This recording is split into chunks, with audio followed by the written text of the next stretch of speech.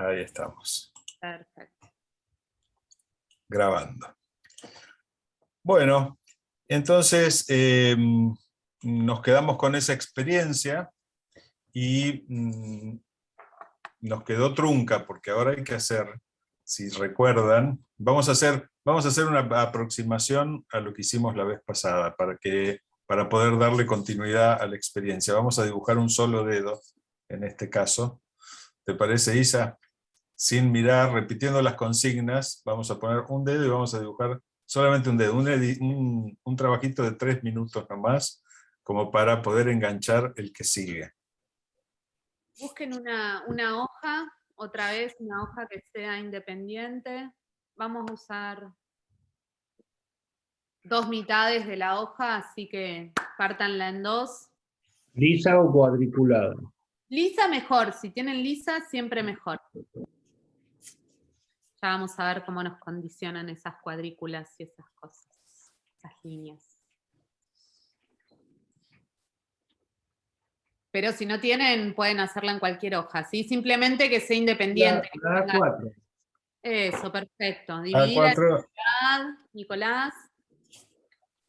Adrián, divídanla en la mitad simplemente para que no se extiendan, para aprovechar la hoja.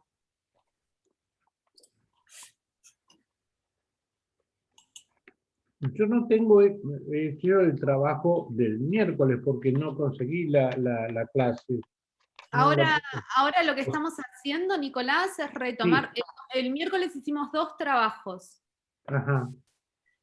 Uno que es similar al del perfil y la copa, simplemente haciendo el perfil de un monstruo, repitiendo la experiencia, pero haciendo el perfil de un monstruo, que lo pueden hacer, incluso está en el libro de Betty Edwards, El paso a paso.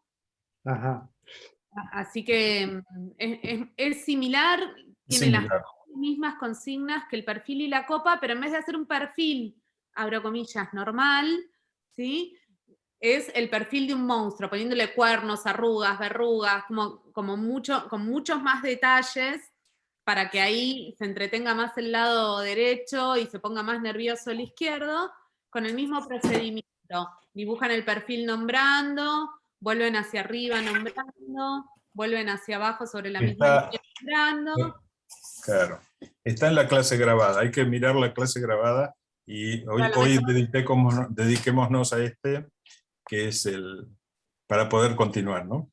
Sí. No, yo simplemente porque no tengo la clase grabada, nada más. A lo mejor todavía no la es el subieron. mismo que tengo acá en la caja de la copa, solo que con el perfil de un monstruo y trabajar 3 veces sobre el lado derecho y después tratar de repetirlo simétricamente del otro lado. Exacto. Y tratando, Nicolás, siempre, Nicolás y todes, de poner especial atención en qué pasa en el cerebro cuando intento hacer ese cierre de la copa, ¿sí? Y se anotan las cosas que les pasaron en la cabeza en su libro de notas y de reflexiones, ¿sí? De acuerdo, El Isabel. ejercicio que hicimos es este del dibujo a ciegas, que vamos a repetir la experiencia para quienes no estuvieron, ¿sí? Y los que estuvieron también háganla, ya saben un poco de qué se trata, pero la hacemos igual, así podemos avanzar sobre la segunda parte del trabajo.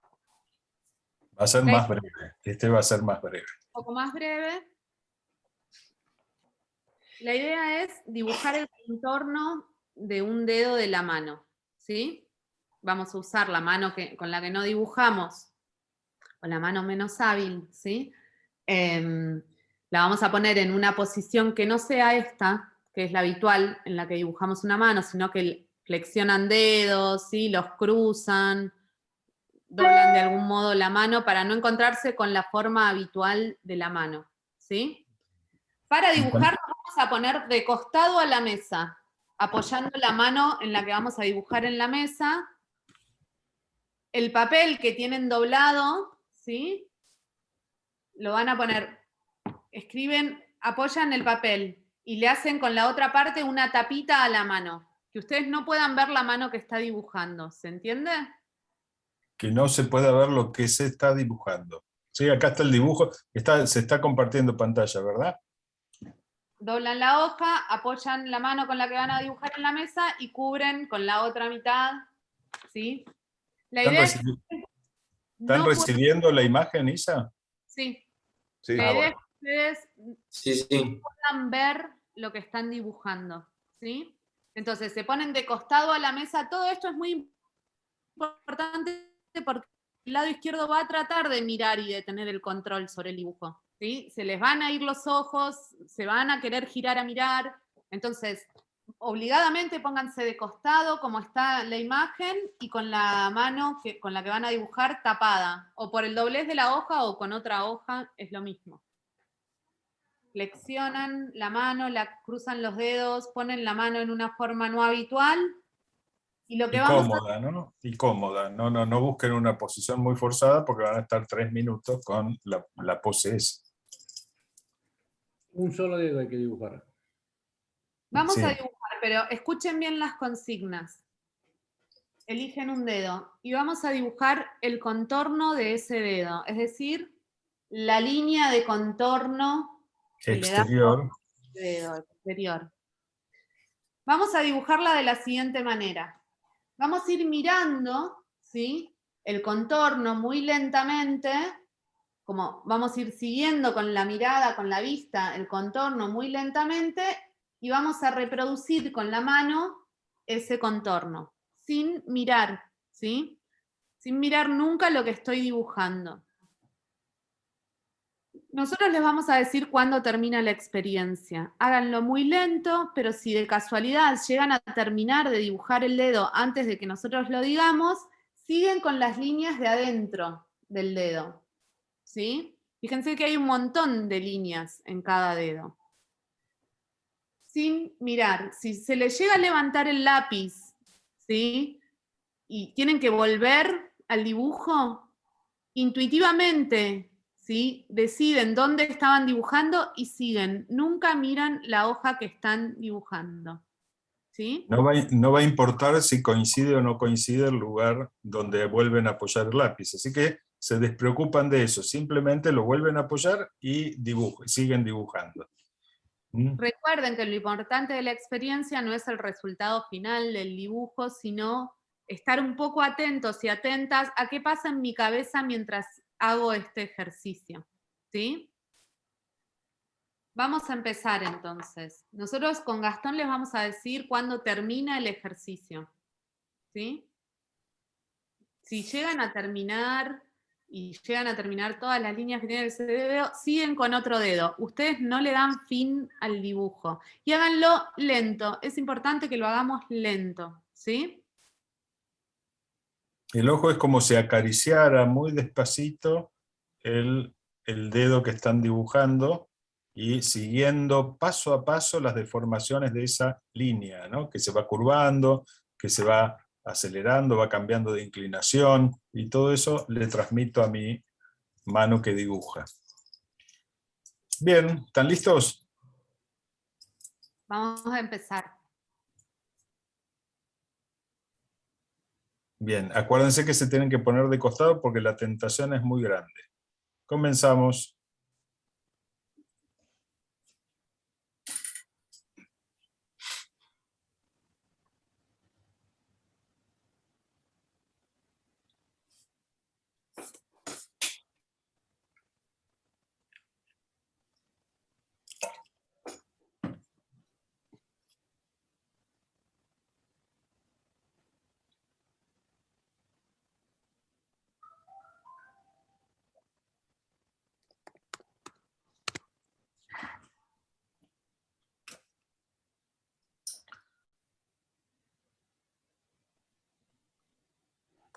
Tal vez escuchen una vocecita que les dice cosas y no le den bolilla porque esa pertenece al lado izquierdo del cerebro.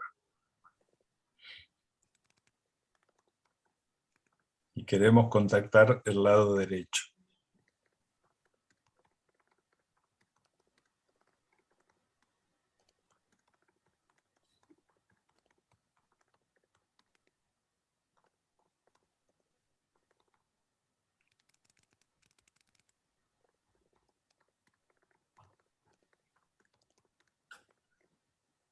se produce algo en mí, como un silencio, como una conexión especial. Hay que estar atento a eso.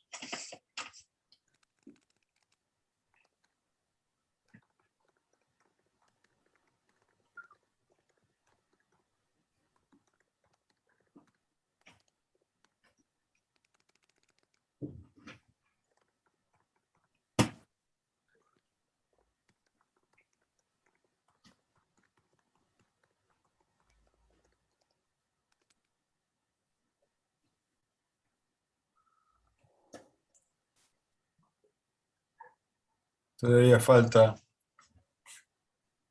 Les voy avisando para que se quede tranquilo y no empiece a jorobar el lado izquierdo con su apuro habitual.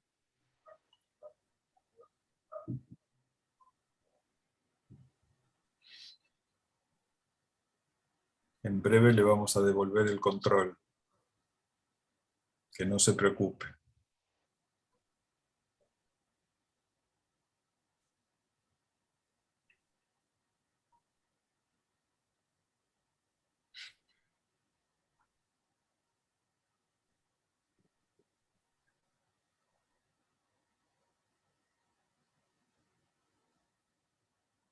Cambia nuestra percepción del tiempo también, ¿no?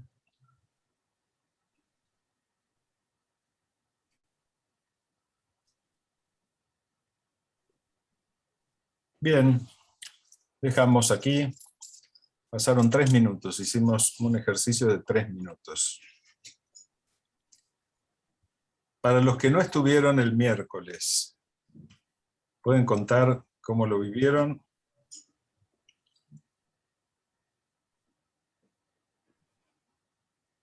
¿Qué pasó?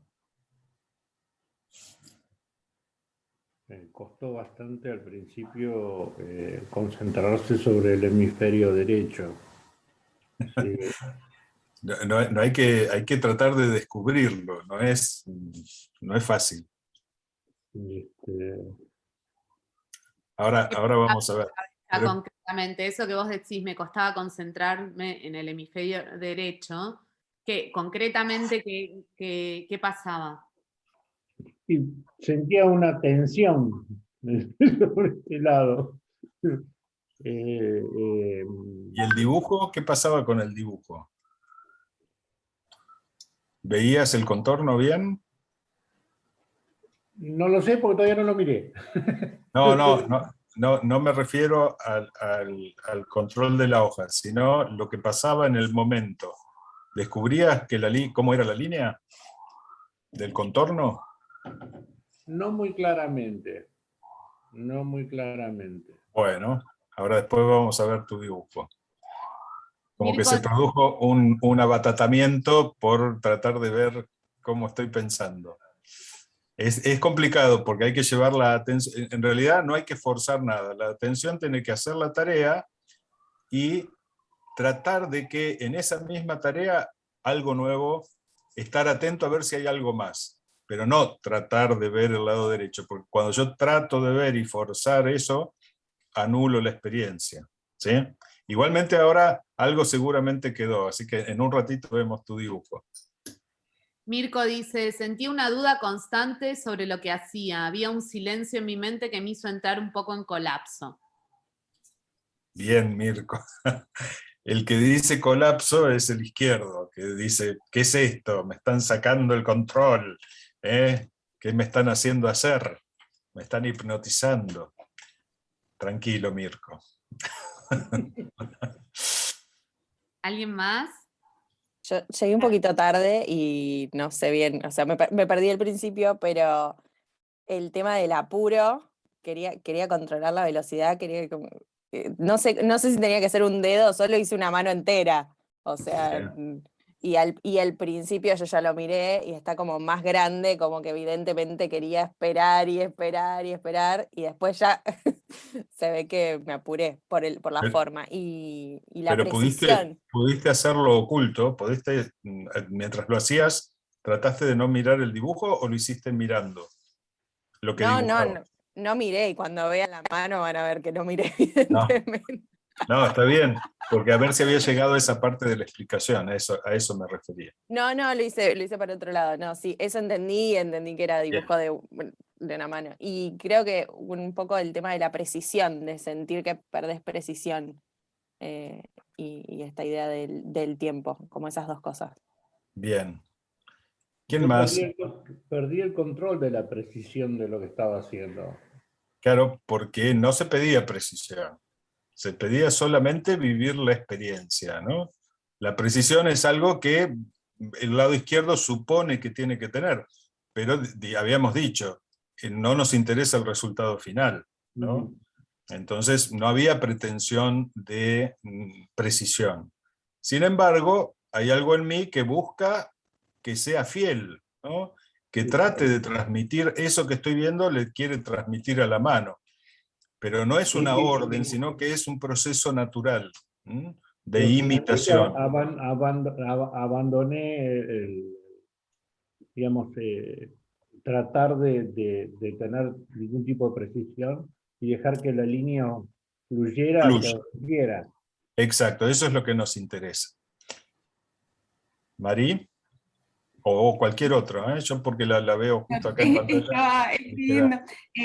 Primero me tentaba mirar con el ojo izquierdo, digamos, hasta entrar. Después, como perdí noción del tiempo, y tras dibujar el contorno del primer dedo, empecé con las líneas de adentro, con algunas, en cualquier lado, pero sí fue como que se iban haciendo zooms a medida que fijaba la vista. Como se desdibujaba lo macro, y después seguí con los otros dos dedos, digamos, mientras pasaba el tiempo. Bueno, muy importante esto que te diste cuenta, ¿no? El zoom, la capacidad que tenemos de seleccionar de la imagen unos detalles muy, muy precisos. Ese acto de seleccionar y casi como meterse, como si fuera una cámara que va hacia adentro, hacia tratar de descubrir con la mayor cantidad posible de detalles, eso es el lado izquierdo, el lado derecho, perdón, que está muy interesado y se pierde en tratar de disfrutar y discernir qué está pasando en ese momento, ¿no? ¿Qué es lo que hay en ese momento? Y por supuesto le envía la orden a la mano, ¿no? Ahora, también dijiste otra cosa importante, que es, ¿notaste la lucha entre querer ver y no dejar ver? Decir, porque ahí me doy cuenta que está funcionando bien el lado izquierdo, que quiere ir, tiene mucha avidez por controlar y por saber qué está haciendo mi mano. Entonces, poder notar eso es justamente empezar a darse cuenta que hay dos lados trabajando. Uno que tiene el control y que quiere apurar y que quiere solucionar el tema y pasar a otra cosa, y otro que en realidad quiere ver qué más hay, y está ahí conexión directa. ¿Quién más quiere decir algo de los que no estuvieron el miércoles? O si estuvieron el miércoles y no hablaron, también pueden, ¿eh? Claro, Mari, obviamente una vez que termine el ejercicio, lo primero que hacemos es ir a ver qué hicimos, ¿no? Como Y eso sí. Esa tensión que tenía de ir a ver mientras trabajaba, automáticamente algunos como, wow, ¿qué hice? ¿No? Como cierta necesidad de comprobar si lo que dibujé tiene que ver con ese modelo que yo había puesto. Sí, claro, como que, viste, Sí, Benjamín. al principio me puse nervioso antes de dibujar, me puse nervioso con la mano y no me salía, así que después le agarré un poco la mano. Pero el resultado no era el que esperaba, o sea, el que imaginaba era una cosa y el resultado que salió es otra cosa. Pero sí, esperaba algo mejor. Pero sí, el estar tratando de darme vuelta era como algo que no lo podía dejar de hacer, de querer mirar para ver si va bien o va mal. Bien, lo más importante de esto es poder darse cuenta de ese proceso, porque es cómo estoy funcionando, qué es lo que funciona adentro mío y no me doy cuenta, ¿sí? Ahora, y también darnos cuenta, perdón, no te escuché. Quería decir algo, me parece. Dale. Sí, perdón, profesor, yo quería comentar que yo directamente me resigné porque sabía la consigna del trabajo, y ahora que lo miro, bueno, mientras lo estaba dibujando, perdí la noción, o sea, casi total, de dónde tenía que volver a apoyar el lápiz. O sea, el problema fue levantar el lápiz. Mientras lo tenía apoyado y terminé de hacer el contorno del primer dedo, venía más o menos bien. Cuando lo levanté y lo tenía que volver a apoyar, yo dije, bueno, ahí ya me resigné. Dije, ahí va a caer en cualquier lugar. Y efectivamente, y otra cosa que mirando el dibujo, perdí totalmente la capacidad de proporción. O sea, me quedó un dedo muy grande, los otros muy chiquitos, y bueno, justamente están separados por el tema de no poder volver a apoyar en el punto de salida, ¿no? del lápiz. Bien, el tema, por supuesto, no va a haber precisión, no va a haber control de los tamaños, porque no estoy accediendo a esa información. Lo importante, o lo que me tengo que dar cuenta, es que de mi cabeza o de mi ojo, a través del cerebro, hay una manguerita, un contacto directo, una conexión, que le va pasando la información de manera instantánea, directa, no instantánea, pero sí directa, a la mano. Y lo que me tengo que dar cuenta es de esa conexión. Después, por supuesto que no va a haber un control de los tamaños o de dónde apoyar el lápiz, porque no era lo importante en esto, ¿no? Pero claro, el lado izquierdo, que está acostumbrado a controlar, dice, uy, va a quedar mal, uy, no se va a parecer, cuando ese no era el objetivo de este dibujo. Pero sí va a ser el objetivo del dibujo siguiente que vamos a hacer ahora para todos nuevos, y que esto, acá sí empieza la clase nueva. Rescatamos de esta última experiencia la conexión, el poder de concentrarme en la experiencia directa de esto. ¿Qué más hay? Este zoom que hablaba Mari, y que va siguiendo la línea en sus mínimos detalles, y se hace infinito, porque cada vez se encuentra más y más y más, y se divierte con eso. En cambio, el lado izquierdo está apurado, quiere terminar la tarea, dice, ¿para qué me va a servir esto? Me están haciendo perder el tiempo, etc. Tiene un montón de recursos de la palabra, tiene la palabra para llevar a cabo sus intenciones, sus malvadas intenciones.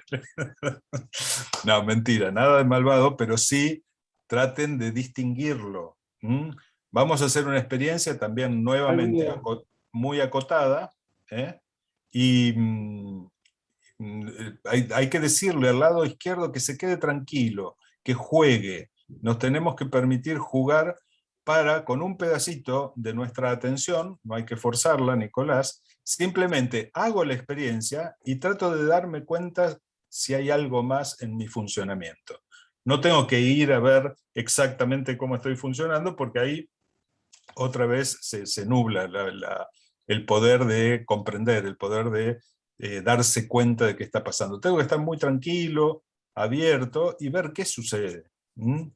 A mí lo que me ocurrió fue que tardaba, digamos, fui muy lento en el trabajo, lo terminamos, y recién hace apenas un instante me animé a ver qué había hecho. Está bien. Ya no estaba interesado en lo que había pasado. Bien. Pero... Y si se fijan, esos dibujos, si bien no responden a, como decía Vanina, no tienen la proporción, en momentos descubro que se hace muy, muy visible una zona de lo que dibujé, alguna zona de alguna arruga o alguna deformación que está muy precisa, y me doy cuenta que es un dibujo cargado de información, aunque al original en toda su proporción y en toda su forma, es un dibujo complejo, es un dibujo que no está sintetizado, ¿no? Y cuando veo que hay algo que se apuró, que hay una línea más larga, que está como resolviendo, ahí me doy cuenta que intervino el lado izquierdo con su impaciencia. Entonces ahora, Isa, vamos al siguiente. Ahora sí, vamos a dibujar, y vamos a dibujar en la otra mitad de la hoja, vamos a dibujar mirando, ¿sí? Otra vez. Ahora sí, tranquilos, van a mirar el dibujo, así que pónganse cómodos, apoyen la mano en alguna posición que no sea la habitual, Igual. ¿sí? Cruzando dedos, doblando dedos, como quieran, y vamos a dibujar mirando, pero tratando de conservar esa conexión, ¿sí? Entre la mirada, el objeto que estoy dibujando, la mirada y mi mano que está dibujando, ¿sí? No, No no hay que... apurándome a resolver, quien no termine la mano no es la... ¿sí? Vamos a empezar por el contorno, vamos a disfrutar, vamos a mirar lentamente cada una de las líneas como para encontrar esos detalles y darle el tiempo que necesita, ¿sí? Vamos a tratar de reproducir esos momentos donde sí logré conectarme, ¿sí? Ahora sí, mirando, tranquilos, evitando que el lado izquierdo empiece a juzgar, esto está bien, esto está mal, dibujo mal, esto me está saliendo horrible, ¿sí? Tranquilos, acuérdense que el objetivo no es una clase de dibujo, no vamos a, a evaluar eso, sino otra vez, ¿no? Tratando de entender cuándo aparece más fuertemente ese lado derecho y puedo conectarme y puedo conectar la mirada con la mano que dibuja y con el objeto que estoy dibujando. ¿Sí? Vamos a darle un tiempito, así que Va a tranquilo. ser, va a ser un ejercicio de 5 minutos nada más, como para que ya avisarle al lado izquierdo que se puede relajar, que no hay nada que terminar, y poner especial énfasis en esto que dice Isabel, ir lento, ¿eh? Porque el lado izquierdo va a insistir en querer ir rápido, pero descubran esta conexión, descubran la conexión ojo-mano que dibuja. Otra cosa importante, no hay nada que corregir con goma, ¿eh? Si un contorno se va o cambia la inclinación, vuelvo a trazar el que corresponde, pero no borro el anterior, porque no va a ser un cuadro para exponer. Simplemente me tengo que dar cuenta qué hace mi cerebro con eso cuando se da cuenta que se equivocó. Simplemente corrige, el lado derecho. No le importa si está bien o está mal. Lo que le importa es darse cuenta. Y entonces dice, es menos inclinado. Entonces lo dibujo y, uy, todavía le falta un poco. Y vuelvo a hacer otra línea. Hago tantas líneas como sean necesarias para que mi percepción sea fiel a lo que estoy mirando. Mi dibujo sea fiel a la percepción. ¿Sí? Bien, si están listos. Mi cerebro izquierdo dice, "Y si mejor lo calcamos". Bien, está lleno de trampas el lado izquierdo. Bueno. Bueno, Si están listos, vamos a controlar 5 minutos para que el lado izquierdo se relaje. Listos. Y ya, empezamos.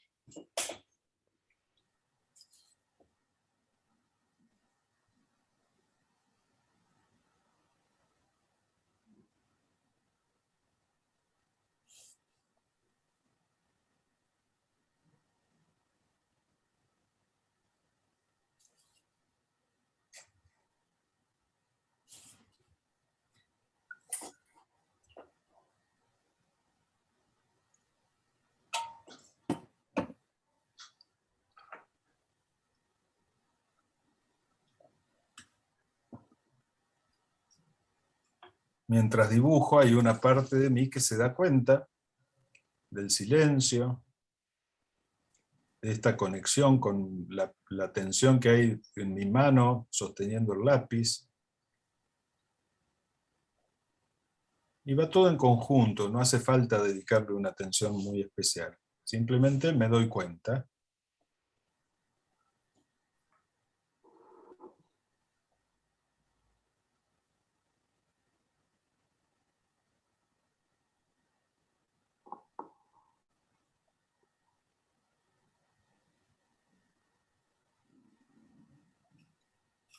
Empiezo a ver mi mano de manera diferente, descubro cosas que nunca había visto.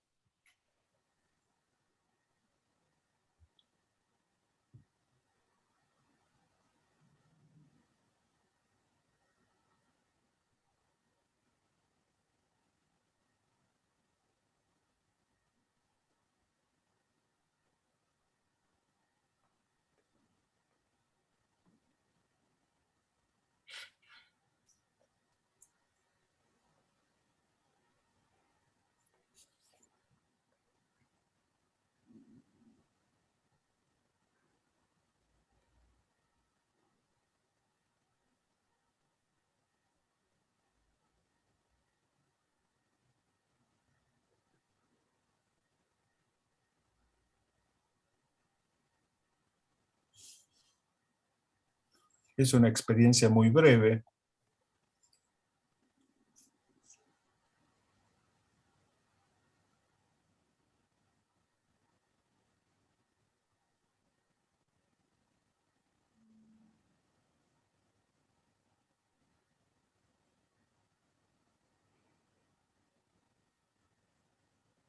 Y no le doy bolilla al relato del lado izquierdo.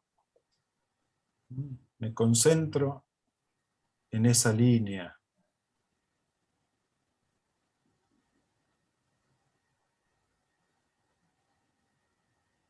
Sus pequeñas variaciones.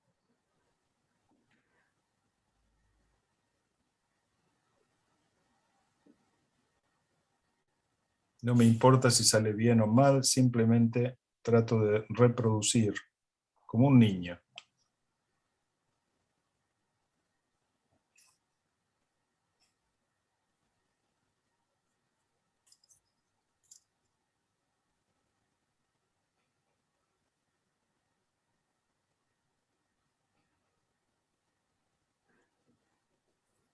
No hay nada que terminar.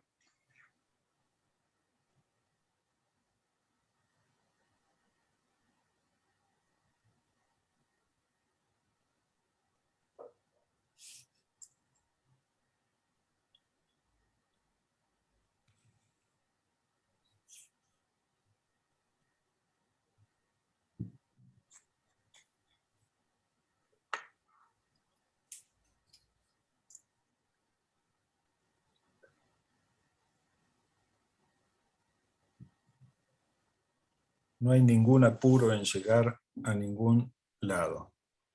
Simplemente conecto con lo que hay en este momento.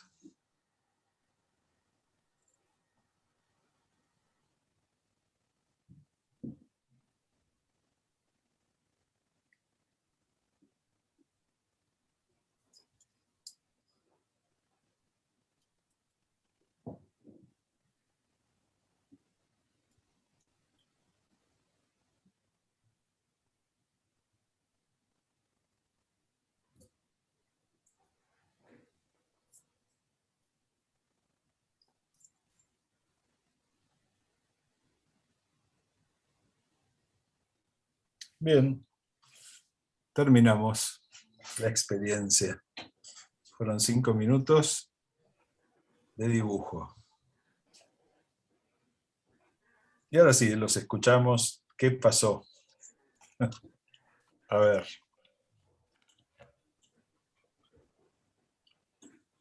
No tienen que responder algo que suponen que tienen que decir, simplemente lo que pasó. Yo me sentí más relajado, capaz, que la primera experiencia. Bien, Como más confiado porque estaba viendo lo que estaba haciendo también. perfecto. Con Me el pasó igual que control, Martín. perdón. Que me pasó lo mismo que Martín. O sea, me sentí relajado, me sentí como que podía controlar la situación. Bien. Y con respecto a lo que iba saliendo, Salió mejor. Bien. Me sentí más relajado mientras iba trazando. Son O sea, dedos y es una mano, se entiende que es una mano, digamos. No es como el sí. otro dibujo.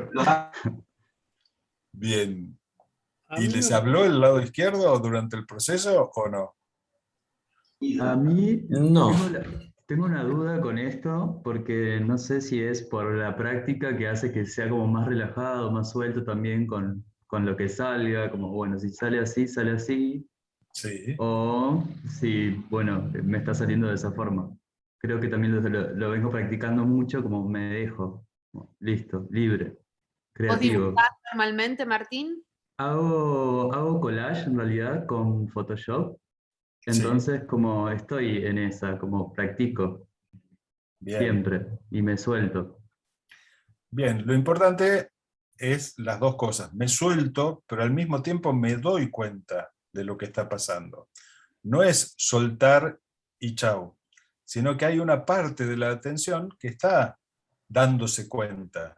Esa parte de la atención es del lado derecho, ¿no? Que está procesando la información. y que me dice para acá, para allá, bien, no bien o mal, sino si es más curvo, si es más recto, si el color, la gradación de color, en el caso tuyo de Photoshop, ¿no? ¿Quién más? A mí me ocurrió lo contrario.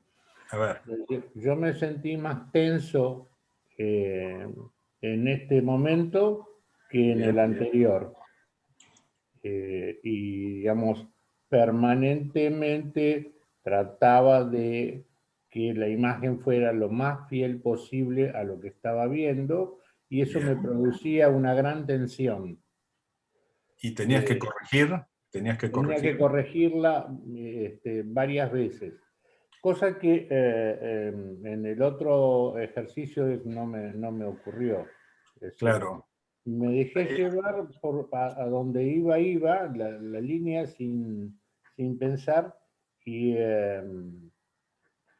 el resultado, que fue más sencillo, porque fueron una línea continua que se fue Vos, deslizando. te hago una pregunta, te hago una pregunta. Sí. ¿Vos te dabas cuenta por qué estabas tenso? ¿Por qué era esa exigencia? ¿Qué te decía tu cabeza frente a esa exigencia? La exigencia era que me tenía que salir bien. Bueno, ese es el lado izquierdo, concretamente. Ese que te decía, no me puedo equivocar, tiene que salir bien, el resultado tiene que ser fiel, ese es el lado izquierdo. Porque el lado derecho simplemente corrige. El lado derecho se da cuenta que está inclinado, que no está inclinado, que no llegó. Uy, salió, está más abajo, o está más arriba, o está más a la derecha, o más a la izquierda. Y entonces pone la línea y no está tenso. Lo más importante de esto no es si estabas tenso o no tenso, sino si te das cuenta qué es lo que produce esa tensión, que es el lado izquierdo en este caso. Porque el lado derecho no le importa el resultado final. Disfruta de estar en contacto. Mirko por el chat dice, estaba más cómodo viendo, pero era una mayor frustración porque no podía dibujarlo tal cual es. ¿Dónde está la frustración? ¿En qué lado del cerebro te parece que está? En el Mirko. izquierdo. El izquierdo, que está relatando y está diciendo me sale mal. Porque si yo estoy jugando, supongamos que no estoy dibujando, estoy jugando, solamente juego. No tengo que jugar bien. Ya jugar bien es una exigencia impuesta, ¿no? Esto no quiere decir que no la tenga que ver.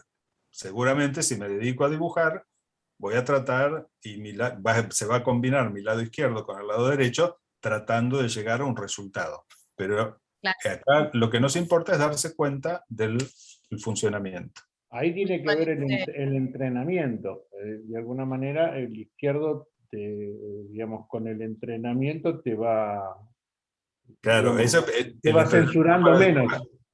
Acá el entrenamiento es para que se den cuenta de qué está pasando adentro.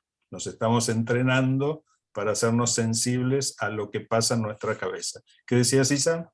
Sí, que Mirko dice, el lado izquierdo se volvió mi peor enemigo, ¿no? Hay que tratar de encontrar como un equilibrio, no es que sea un enemigo, porque nos es muy útil en cómo comprendemos la realidad. Lo importante es que estén los dos lados funcionando y poder decir ahora este, ir tomando como conciencia de las dos formas que tenemos de percibir la realidad, que suceden al mismo tiempo y que son fundamentales ambas, ¿no?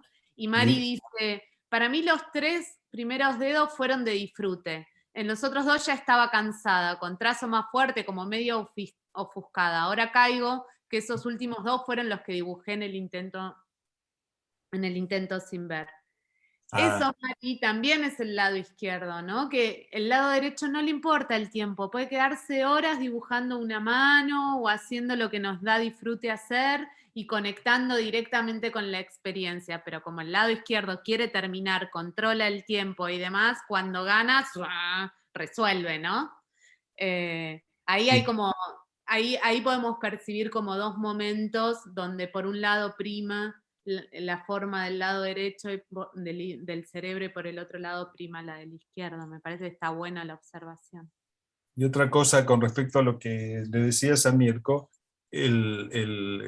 si uno se transforma en el enemigo del otro, no. Lo importante es que no inhiba el proceso del otro, ¿eh?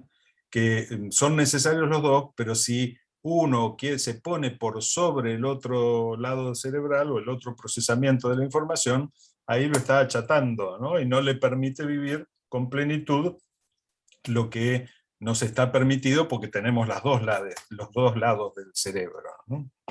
Entonces, justamente es tratar de desarrollar y darnos cuenta que el derecho está funcionando para dejarlo que aparezca. Después vamos a establecer este equilibrio. Ahí nos lleva ventaja Isabel, ¿Por qué? Porque soy porque súper- tiene mayor cantidad de conexiones entre el izquierdo que el derecho. No, eso es falso. Te puedo asegurar que no. Te puedo asegurar. Y dicen que tienen, de acá a acá tienen mayor cantidad de conexiones que los varones. Bueno, habría que comprobarlo. Yo no tengo de esos datos, ¿eh? Es medio como la costilla de Adán. Tiene una costilla menos el varón. Está en un libro de No, Manes, de Facundo Manes eso. puede ser, porque tienen otro tipo de también de conexión y de desarrollo físico, ¿no? Que seguramente debe tener que ver con la maternidad, con la percepción directa, seguramente tienen alguna diferencia. Pero esto no inhibe lo que estamos viendo nosotros. No. Todos tenemos... Te puedo Todos asegurar tenemos- que mi lado gracias a Dios todos tenemos gobierna. conexiones cruzadas, pero No, sí, a lo mejor tengo la ventaja de haber hecho estas cosas mucho tiempo, de haber dibujado y de haber tratado de conectar en esa práctica más creativa o más técnica del dibujo. He hecho mucho ejercicio para tratar de entrenar un poquito más el derecho y que no me gobierne tanto, pero creo que solo ahí tengo ventaja.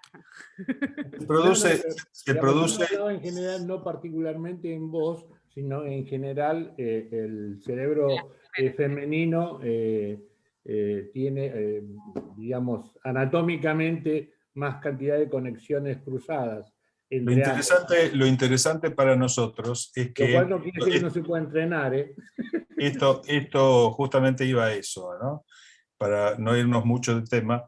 Lo interesante de esto, lo que uno entrena no es el cerebro derecho. Lo que entrenamos es que nos damos cuenta cuando podemos actuar con uno o con otro. Entonces lo dejamos más libre, lo dejamos que cuando actúe se pueda expresar y pueda vivir la experiencia y no esté el lado izquierdo censurándolo, que es lo que habitualmente nos pasa, ¿no? Entonces el entrenamiento es en este pasaje de uno a otro y decir, bueno, ahora miro y me dejo conectar con otra percepción de la realidad, ¿no? Y eso es lo que más nos interesa en este caso. Bien, ¿alguien más quiere decir algo sobre esta experiencia de hoy? Si no, seguimos avanzando. Sí, yo quería decir que clarito la parte izquierda de mi cerebro me dijo, Vanina, ahora que estás mirando, hacelo bien. Así. Sí, me pasó lo mismo.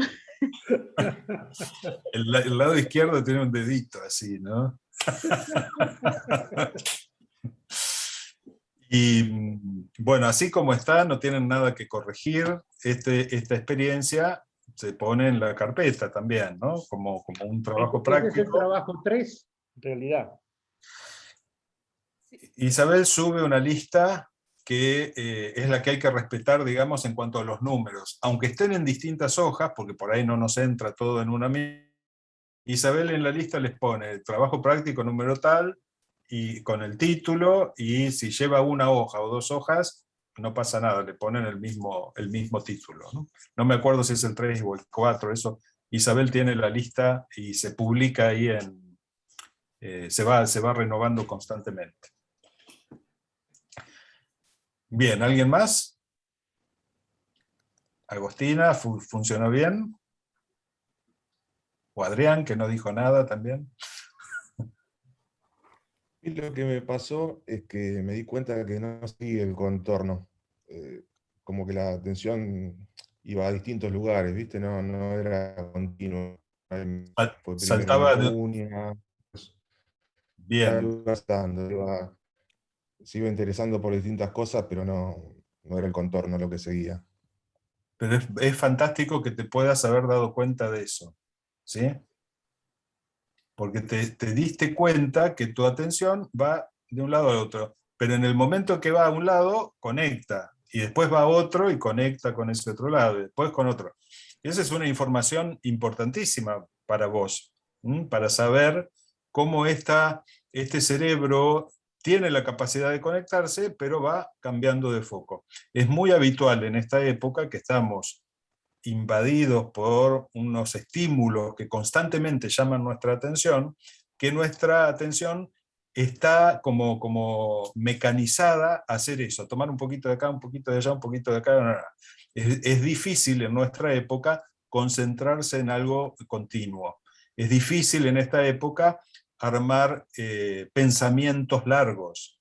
Generalmente tenemos pensamientos y comprensiones cortas, ¿no? Nos cuesta un gran esfuerzo poder hilar una cierta unidad un poquito mayor. Así que es muy importante darse cuenta. Después cada uno sigue buscando por donde tiene ganas de desarrollar, ¿no? Así que bien, Adrián.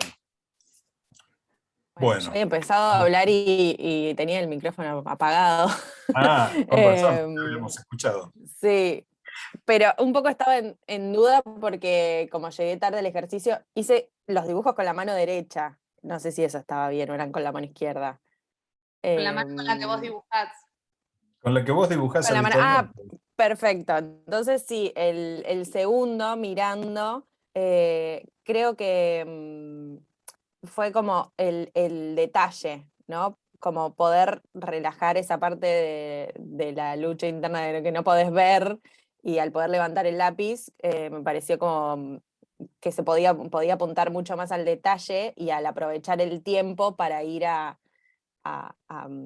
como a ser más específica, a buscar más cosas que antes estaba solamente concentrada en que, bueno, más o menos tengo una forma de algo, digamos, como esa. Y Bien. no me pasó que me frustrara, al contrario, como que iba diciendo, bueno, bien, eh, se va pareciendo a lo que quiero, o sea, como que lo que veía y lo que podía hacer era mucho más parecido. em, y a la vez me pone a pensar un poco que, bueno, yo en general siempre hice danza y qué sé yo, y en esto de hacer los movimientos a la derecha y a la izquierda, y en cómo funciona el cerebro y cómo me doy cuenta también que la cabeza me cambia cuando hago las cosas a la izquierda y empiezo a hacer todo lo que hago para la derecha, lo empiezo a hacer hacia la izquierda, aunque sea del movimiento, pero Sí, cómo también el cerebro registra diferente. Y me colgué un absolutamente. toque con eso. El carácter simétrico, ¿no? Que tenemos. Vieron que hay otra experiencia, pero bueno, no la vamos a hacer hoy, pero sí se las cuento para que la hagan cuando quieran. Nosotros proyectamos nuestra propia simetría. El cerebro tiene su concepción simétrica con un eje vertical. Entonces ustedes vieron la dificultad de hacer la copa, cómo teníamos que poner especial atención al hacer el perfil contrario. Pero si ustedes toman dos lápices con las manos y hacen un contorno cualquiera, libre, van a ver que las dos manos pueden dibujar una simetría sin pensarlo. Solamente porque el cuerpo ya está preparado con esa conexión simétrica, que es lo que habla Agostini, que seguramente en danza se ve mucho, ¿no? Se marca un movimiento y se dice repítalo para el otro lado, y el cerebro ya lo sabe hacer, no hay que pensarlo demasiado, porque Sí, lo tiene eso incorporado. pasa. Perdón, cuando Entonces, uno lo piensa es peor, es más difícil. tal cual, es más Cuando difícil. deja que el cerebro vaya solo, es como, bueno, listo, pasó. Cuando Tal te cual. pones. Es por la estructura cerebral que tenemos, ¿eh? Ya funciona de manera simétrica. Van a ver que en esta materia vamos a combatir mucho la simetría, no porque no se pueda usar la simetría, sino para darnos cuenta qué es lo que está pasando. Bien, vamos a seguir entonces con una pregunta. Hasta ahora nos detuvimos bastante en el proceso cerebral, ya vamos a seguir con el proceso de la comprensión, pero vamos a ver cuáles son los elementos imprescindibles para que se produzca la visión. Y cuando lleguemos al cerebro, vamos a continuar con el proceso de la información. ¿Qué es necesario para ver? Algo ya habían dicho, creo, en alguna otra clase. La luz. La luz. Sin luz no podemos ver. Ese es un elemento. ¿Qué más?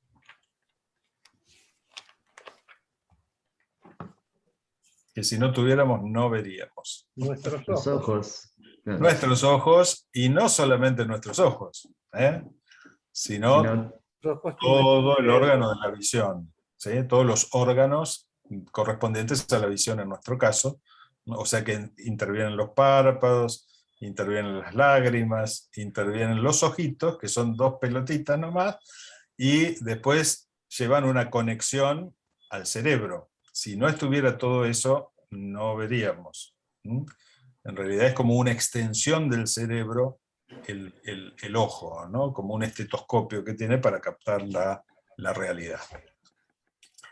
¿Y qué más? ¿Solamente con eso ya vemos? ¿Ya se produce la visión? ¿Luz y ojos o sistema?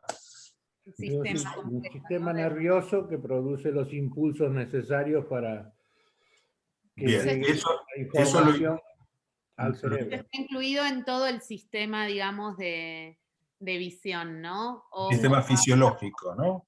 toda la cuestión. La Llamemos memoria. el aparato completo de Cerebro, claro. Y sabemos que tenemos tres etapas. Una etapa óptica, que sería el ojo, funcionando como una cámara fotográfica o similar a una cámara fotográfica. Después se produce un proceso de transformación química. La energía de luz se transforma en energía eléctrica, en impulsos eléctricos, y esos impulsos eléctricos a través de las vías neuronales llegan al cerebro, que es donde es el procesamiento de computación, donde se va a decodificar qué parte corresponde a cada parte y a tratar de armar una imagen. A eso todo lo llamamos el proceso fisiológico, ¿sí? Y después, ¿qué más hace falta para ver? Ya tenemos la luz, tenemos los ojos y la comprensión de la imagen. ¿Hace falta algo más? La memoria, habíamos dicho una vez. La memoria es fundamental y tiene que ver con este proceso cerebral, ¿no? Para poder reconocer. Si no hubiera memoria no podríamos identificar, no podríamos comprender la imagen. Fíjense, si yo estoy tengo mis ojos, ¿no? Estoy quieto, estoy tirado panza arriba en el pasto, y es un día absolutamente celeste, no hay ni una nube, tengo todo mi campo visual cubierto por la luminosidad del día, todo parejito. ¿Veo o no veo? ¿Ves? Pero ves cómo la luz interactúa con... En realidad en este caso. veo durante los primeros instantes. Pero supongamos que la situación sigue por un rato. Abstracción totalmente. Te vas hacia adentro. Mi cerebro deja de ver. ¿Por qué? Porque el estímulo es constante, porque no hay variación. Y cuando no hay variación, el cerebro deja de actuar. El movimiento, entonces. Tiene que haber movimiento y tiene que haber algo que se diferencia. ¿Qué contraste? Era un objeto, mínimamente. El otro elemento importante para que se produzca la visión es el contraste. Sin contraste no vemos. Podemos tener una sensación de luminosidad, pero es muy pasajera, porque si sigue constante, la perdemos. Si no hay algún tipo de variación. Y esa variación en plástica lo llamamos contraste. Tiene que haber una situación que se diferencia de otra. Una zona que se diferencia de otra. Pasa una nube en mi cielo, y entonces ahí veo la nube. Y se producen una serie de procesos, veo figura, fondo, que ya vamos a ir a ver, ya vamos a ir viendo cómo se producen. Y la luz, ¿se ve por sí misma? No, por la sombra, en realidad por No. contraste se ve. ¿Vieron esto? Si no está reflectada en algo. Si no Ahí se está. refleja, ahí está, si no se refleja en algo, no vemos. Podemos ver la fuente de luz, ¿sí? Porque haya contraste entre la fuente y lo que la rodea. Pero si hay luminosidad solamente, pasa lo que dijimos antes, solamente percibo y inmediatamente el cerebro anula. Es como el olor, ¿no? Cuando entro a una habitación con un determinado olor, lo percibo por el contraste. Pero después de un rato, mi cerebro anula el olor y le parece que esa es la constante. Es una cuestión de que se ha desarrollado en la evolución por la supervivencia, ¿no? Aquello que no produce una variación o algún peligro para mi estado, el cerebro se dedica a otra cosa. Bien, entonces vamos a poner el cuadro que sigue. Tenemos luz, materia reflejante, porque si no, no tenemos nada. El observador con todo su equipo, digamos, ojos y cerebro que pueda comprender. Y fundamentalmente cambio y contraste, que serían los grados de diferenciación en el espacio y el tiempo. Bien. Vamos entonces a analizar cada uno de ellos. Vamos a ver qué sabemos de la luz, y acá les pido que desempolven el conocimiento de la escuela secundaria o todo lo que sepan sobre la luz. ¿Qué recuerdan de la luz? ¿Qué es la luz? ¿Cómo se manifiesta? ¿Qué se acuerdan? Y vamos a ir ampliando. Es parte del espectro de emisiones electromagnéticas. De La parte energía. visible. Bien, la definición técnica. Es una parte de las ondas, ¿no? Sabemos que el universo está compuesto por ondas, por partículas y ondas, vibraciones. Estamos rodeados e influenciados por ondas, y algunos de nuestros sentidos se dedican a percibir o a poder recibir los estímulos de una franja de ese espectro, ¿no?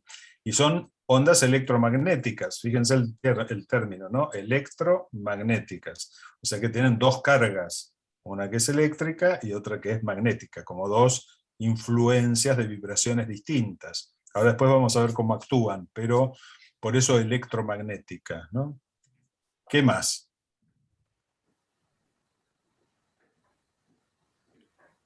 Y que dependen de algunas variantes que son la frecuencia y la intensidad. Perfecto. O el ancho de...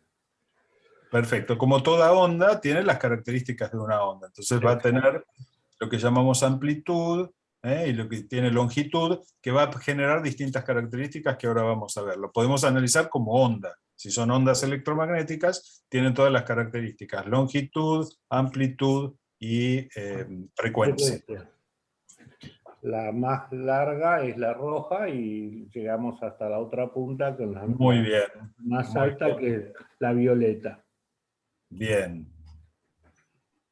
Acá vemos las ondas electromagnéticas, que tienen una particularidad que va a ser muy interesante porque va a generar distintos, distintas, no me sale la palabra, van a tener diferente influencia en cómo las percibimos, ¿no? Fíjense que las dos ondas van de manera perpendicular. Una onda se transmite de manera horizontal y la otra de manera vertical. En realidad no es horizontal y vertical porque pueden ir girando, pero mantienen 90 grados entre sí, ¿sí? Entonces, la longitud de onda es la distancia que hay entre una montañita y otra, entre lo más alto de una montañita y otra. Es una distancia. Y eso va a variar de acuerdo a los colores, de acuerdo a lo que nosotros percibimos como colores. Eso es lo que se está refiriendo Nicolás, que cuanto más distancia hay entre las ondas, son las ondas más largas, se van a referir a los rojos. Mientras que las ondas más apretadas y más cortas van a ser los azules, violetas, como el arco iris. Vieron que es una gradación, la luz blanca es una gradación que va desde el violeta, los colores violetas, a los rojos. Más allá de eso, no vemos, no los percibimos con los ojos. ¿no? Sí las percibimos y podemos recibir su influencia, aunque no los veamos. Ya lo sabemos por las quemaduras de sol, ¿no? Los rayos ultravioletas o los rayos infrarrojos que se usan en medicina para poder relajar un músculo o poder influir en las células, ¿no? Bien. Aquí tenemos un gráfico. Hablamos de la longitud y la amplitud. ¿Qué es? La amplitud es la distancia que hay desde ese eje central hacia la altura de la onda. ¿Y qué implica eso? Eso implica cantidad de energía. Si hay mucha energía, la onda se hace más grande. Si hay poca energía, la onda se hace más chica. ¿Cómo lo percibimos? Y como mucha luz o poca luz. Como algo muy claro o algo con menos luz, con más ensombrecido. Y van a ver que después tenemos células especializadas en captar la longitud y células especializadas en captar la amplitud. La frecuencia, que está muy relacionado con todos estos dos conceptos, tiene que ver directamente con la longitud de onda. Y se refiere ya a la onda en movimiento, cuántas ondas pasan por un punto en un segundo. Por eso ya es una fórmula un poquito más compleja, ¿no? Y se mide en hercios. Pero a nosotros lo que más nos interesa diferenciar es la longitud y la amplitud. La frecuencia ya se va a modificar, por supuesto, pero sirve para otras características físicas. La característica más, digamos, interesante es simplemente el tiempo, es decir, estamos hablando de velocidad. Velocidad, que es tiempo por distancia, ¿no? Y,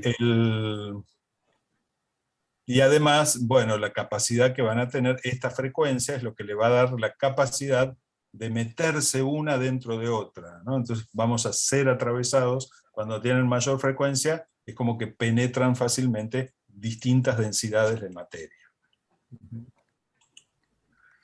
Bien, acá vemos el esquema completo, ¿no? O completo hasta donde lo conocemos, si el universo son todas ondas y partículas en movimiento, como sabemos, vamos desde los rayos cósmicos, o sea, desde lo que emiten las mayores potencias energéticas. Eso mejor no conocerlos. Bueno, saber que existen, por lo menos. Y vamos, fíjense, de los rayos cósmicos, gamma, rayos X, que los conocemos todos porque siempre alguna radiografía nos hemos sacado. Fíjense el poder de vibración que puede penetrar la carne, por ejemplo, los músculos, pero no los huesos. Y entonces eso permite que tengamos una imagen con los rayos X, ¿no? Y fíjense lo chiquitito del espectro que capta el ojo, ¿no? Que visto en relación a todas las fuerzas, a todas las ondas, es un esquema pequeño, pero para nosotros son muchísimas posibilidades. Toda la información que hablábamos en la primera clase que recibimos a través de los datos lumínicos, y que los vemos, si están todos juntos, los vemos como luz blanca. Decimos que hay una luz blanca, una luz que en realidad es incolora, pero que está compuesta por todas las frecuencias, todos los rayos de diferentes longitudes. Acá vemos otra vez el ángulo de 90 grados, y fíjense, ¿no? Los más rapiditos, los más concentrados, y los más largos, como decía Nicolás, que son los rojos. Si no entienden, pregunten, ¿eh? Este es el momento. O si les surge alguna duda, que podamos decir. Bien, ¿cómo se miden las ondas? Las ondas se miden en nanómetros. ¿Y qué es un nanómetro? Es una medida muy pequeñita, muy pequeñita.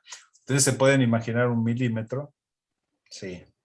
Y se pueden imaginar un milímetro, empezar a dividir un milímetro, que nos puede dar una idea, ¿no? Si lo divido en 10 partes, casi que lo puedo ver. Si lo divido en 100 partes, todavía lo puedo ver. Si lo divido en 1000 partes, y bueno, si lo llevo a dividir en 1.000.000 de partes a un milímetro, ahí tengo lo que se llama un nanómetro.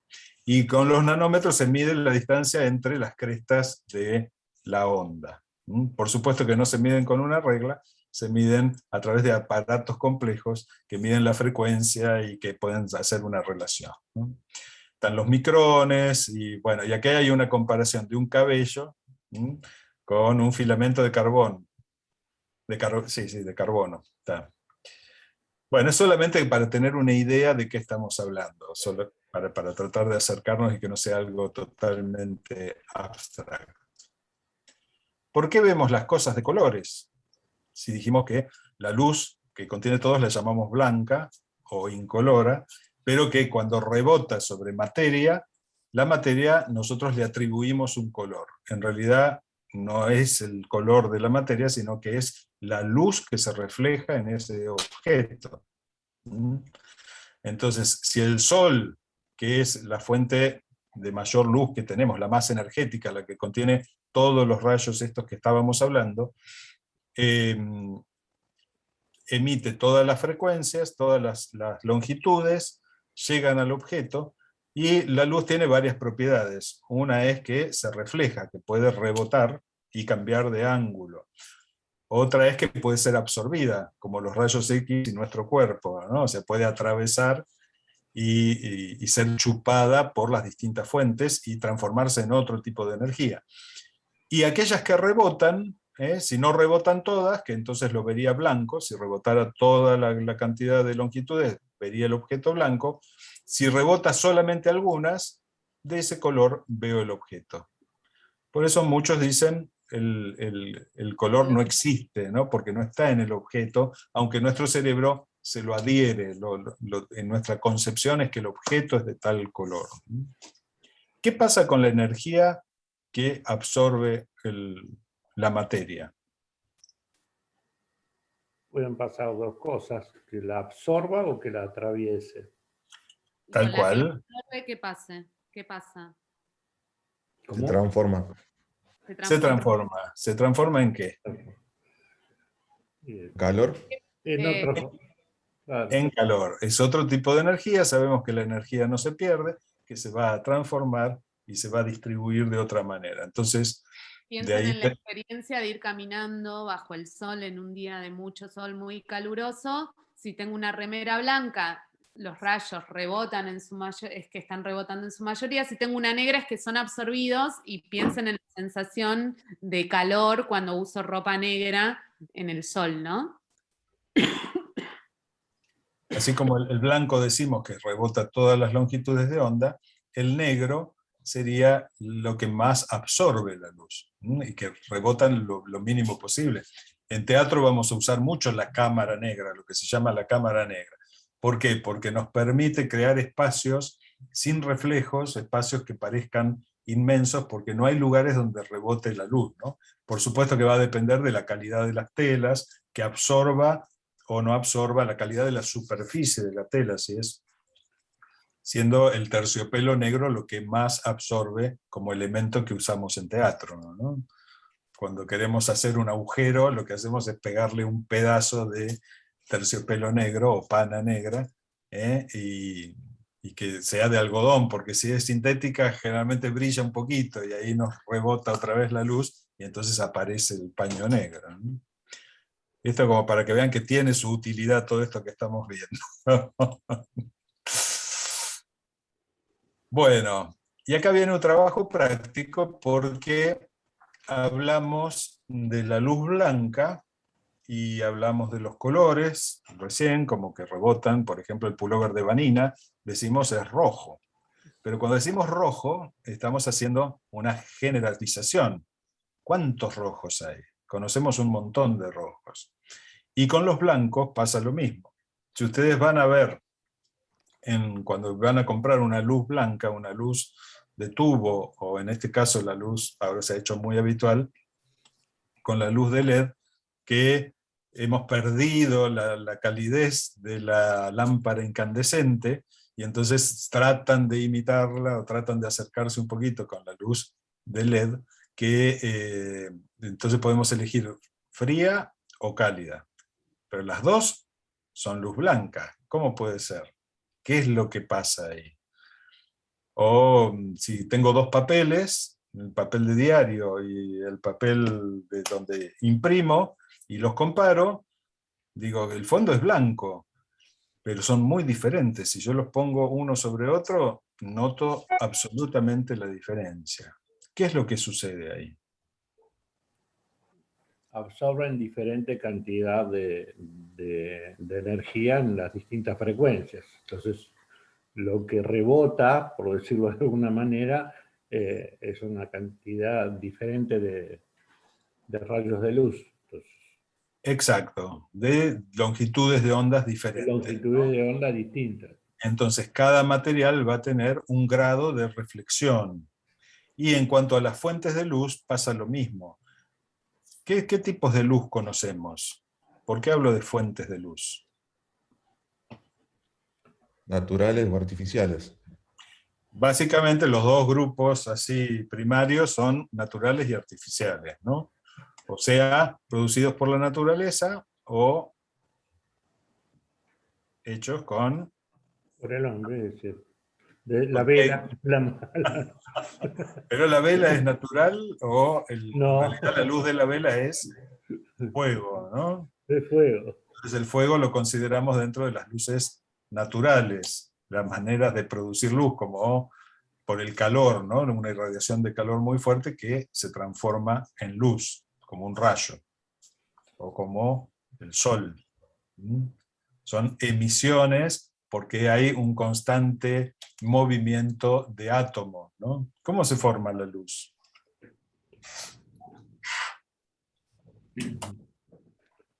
Chan, chan. Desempolvando otra vez.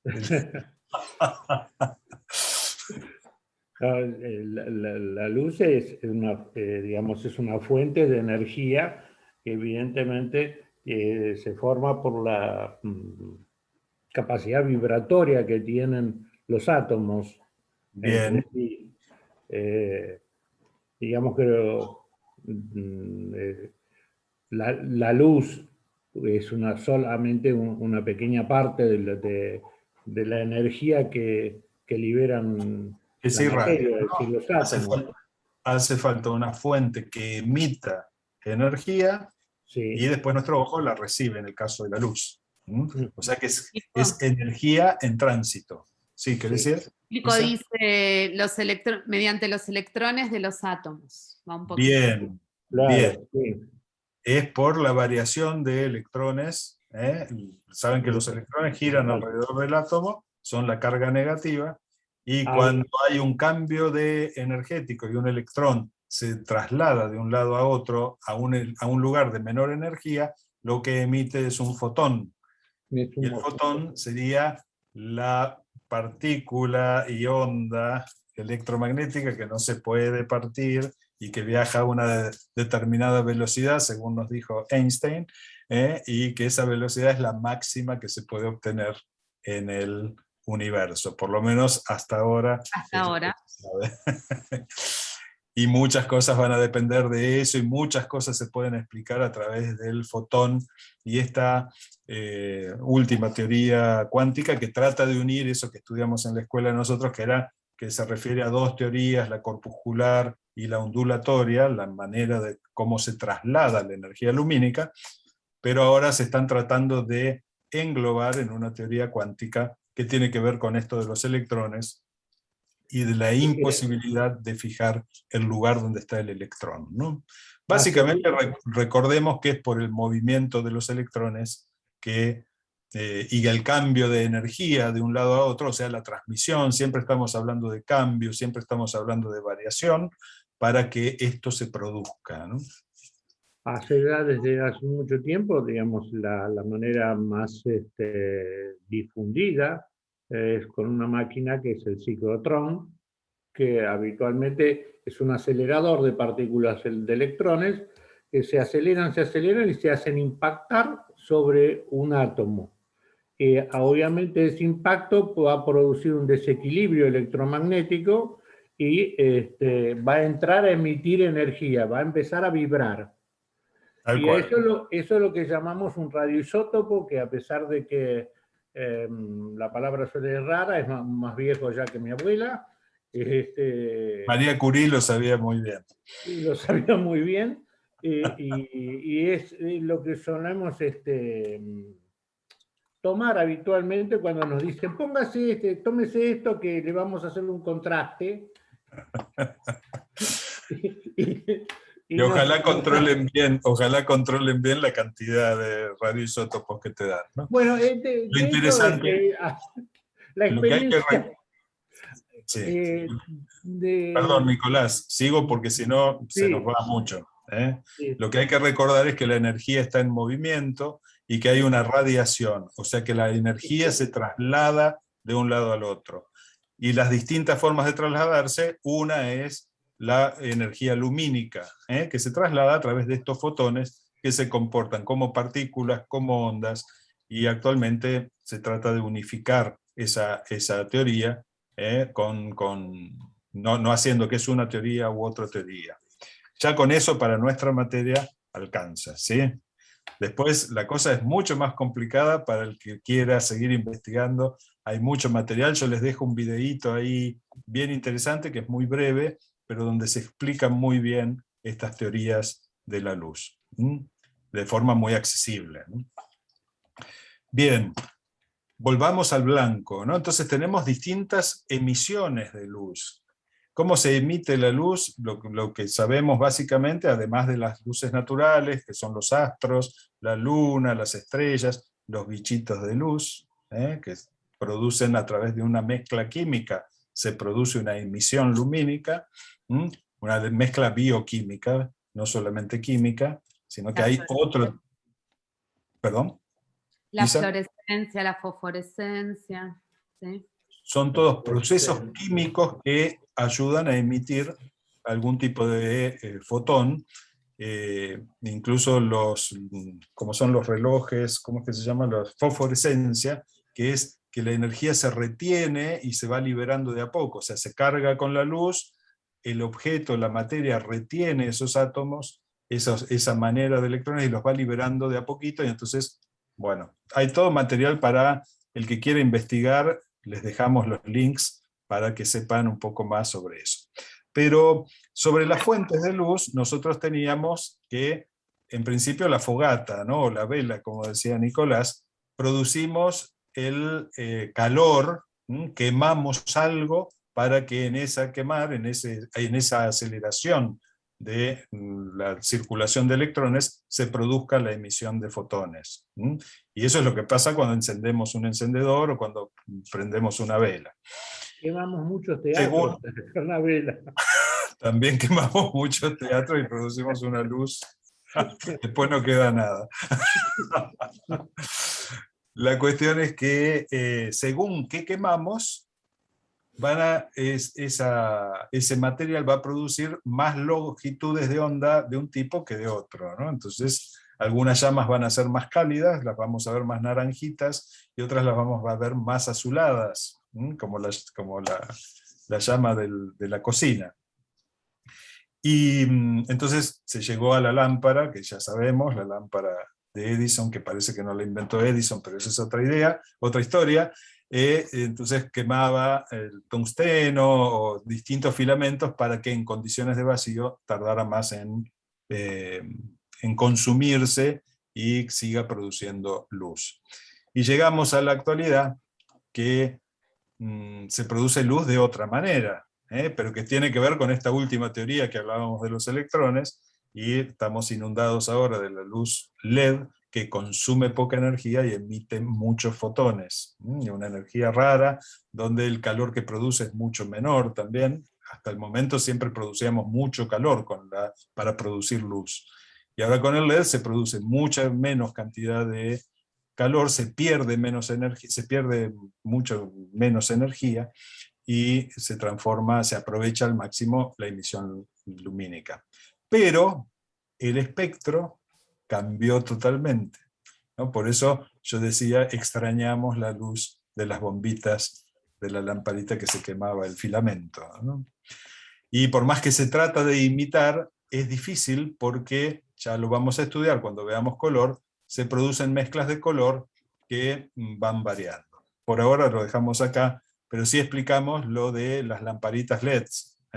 hay otro videíto, otra información ahí para el que quiera seguir investigando cómo es que se produce la lámpara, la luz a través de LEDs. Lo que nos interesa en la materia es entender que cuando hablamos de luz blanca, esa luz que contiene todas las longitudes de onda, depende cuál sea la lámpara emisora, esas longitudes de onda no son completas o tan completas como la de la luz solar, y entonces nos da una luz más fría, una luz más cálida, y ahí en el PowerPoint, en la placa, les proponemos un trabajo práctico, que es que hagan un bollo de papel blanco, ¿sí? Y lo fotografíen con diferentes fuentes de luz que tengan al alcance, con la luz del sol, con alguna luz de LED, si tienen alguna luz todavía de filamento, ¿sí? Para poder percibir con atención cuáles son esas pequeñas diferencias cuando hablamos de blanco y de luz blanca, cuáles son esas pequeñas diferencias. Un mismo bollo de papel,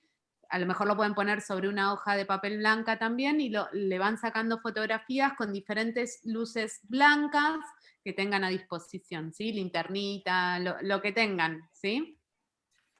3 fotografías, ¿no? Es lo que se pide. El que quiere hacer más, hace más.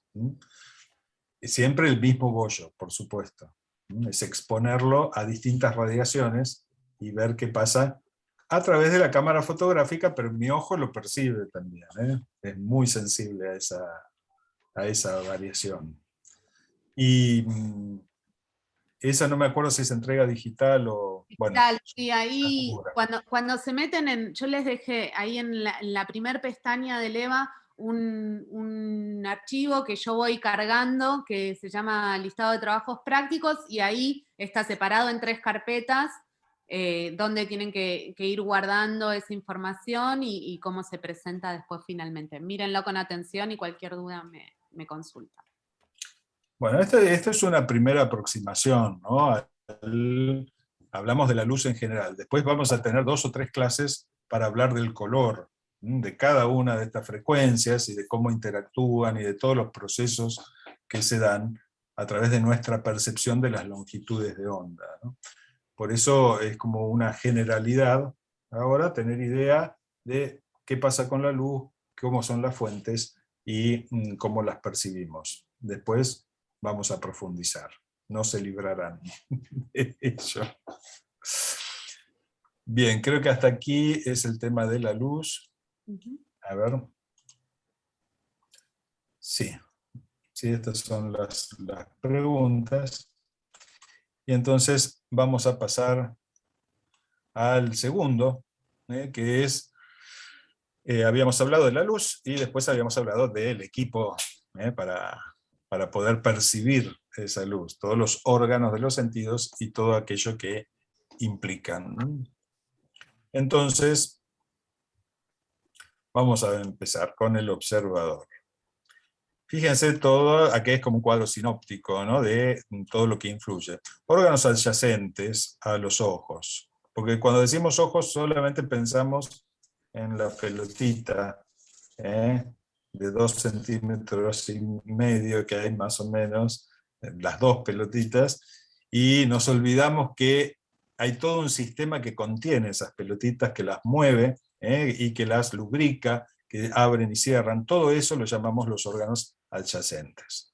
Tenemos los músculos específicamente, la cantidad de músculos que mueven y permiten un movimiento, que son muy, muy interesantes, porque algunos solamente parecen que movieran derecha, izquierda, arriba y abajo, y la combinación de eso puede permitir las diagonales, pero también hay otro músculo que le permite girar un poquito al ojo, ¿no? Hay un músculo oblicuo que a veces es mínimo el movimiento, pero puede girar todo el globo ocular un poquito para un lado o para el otro. Después tenemos el globo ocular en sí, que ahora lo vamos a detallar, y a partir del globo está enchufado con una manguerita que sale y va a llevar a través de las fibras neuronales a las estructuras cerebrales. Lo vamos a ir detallando paso a paso. En el ojo se producen las 3 etapas básicas, que es la óptica, similar a una cámara, pero no es todo, y después en el fondo del ojo, que está la retina, ahí se produce el intercambio químico. Se transforman estos fotones a través de que activan una célula, la célula hace una cosa y da un impulso eléctrico.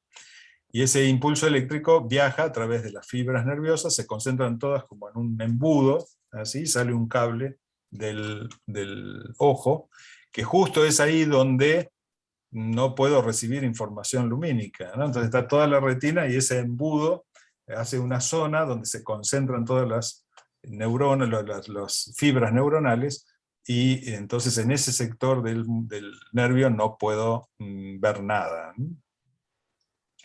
Eso se van a entrecruzar, cada información del ojo se entrecruza en el centro de la cabeza, cerca del hipotálamo, y es lo que se llama el quiasma óptico. Y algunas neuronas, algunas fibras neuronales pasan para el hemisferio contrario, pero algunas quedan en el mismo hemisferio. Y es con toda esta combinación que van a llegar a través de los cuerpos geniculados, que es otra concentración neuronal en los laterales del cerebro, van a llegar a la zona donde más se elabora la imagen, que es la región occipital. Ahora solamente lo nombro, después lo detallamos más, ¿no? Entonces, también es importante que estas fibras no solamente llevan información al cerebro, sino que tienen un mecanismo de ida y vuelta, entonces pueden devolver información, que es donde se le dice al ojo que se mueva, o que parpadee, o que reaccione ante determinado elemento. Por ejemplo, que el iris sea grande si hay poca luz, o se achique si hay mucha luz. Hay todo un sistema de reflejos que va al cerebro y vuelve con información de hacer algo, a veces consciente y a veces, muchas veces inconscientemente, ¿no? Como el parpadeo. El parpadeo, sabemos que la imagen se corta, y ahí tienen una propuesta en el PDF, de cuántas veces parpadeamos por minuto. Lo pueden hacer mirando la respuesta en Wikipedia, pero eso no es lo más interesante. Lo más interesante es controlar a alguien, que puede ser alguien, no hay que decirle, porque cuando uno piensa en que está parpadeando, modifica inmediatamente la cantidad de veces que parpadea. Pero si uno va y secretamente le toma, aunque sea, no sé, un cuarto de minuto o medio minuto, y le cuenta los parpadeos, puede establecer una relación. Hay que tomarlo 2 o 3 veces para hacer un promedio. Y por supuesto el parpadeo va a depender de distintas circunstancias, ¿no? Si estoy muy nervioso, si estoy concentrado en un detalle, el ojo va a tender a parpadear menos, si estoy tratando de focalizar. Mientras que si estoy en una etapa tranquilo, parpadeo regularmente, y si estoy muy nervioso o tenso, puedo llegar a parpadear muchas veces. Por supuesto va a depender también de condiciones del ambiente, ¿no? Si hay sustancias que me están jorobando, seguramente voy a parpadear más. Pero digamos que es interesante saber cuántas veces el cerebro por minuto deja de recibir totalmente información y ni se da cuenta, no tiene la menor idea de que la información se cortó un montón de veces. Así que eso les queda para averiguar. Lo pueden hacer mirando televisión también, mirando un locutor, o mirando a algún personaje que la cámara esté más o menos fija sobre él, y ahí le cuentan las veces que parpadea. Detalles que nunca prestamos atención. Bien, acá tenemos un esquema del globo ocular, con sus distintas partes, y en volumen, y en la sección, ¿no?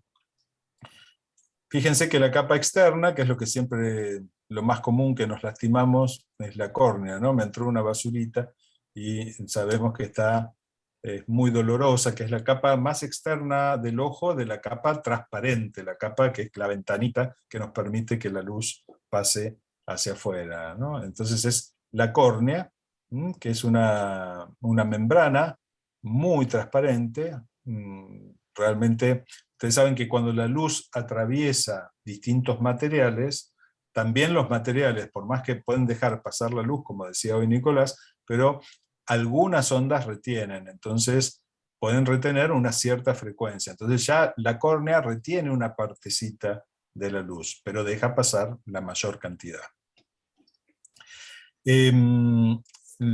no tiene vasos esa parte justamente para hacerlo lo más transparente posible, entonces se nutre a través del líquido que hay atrás, que es un humor acuoso.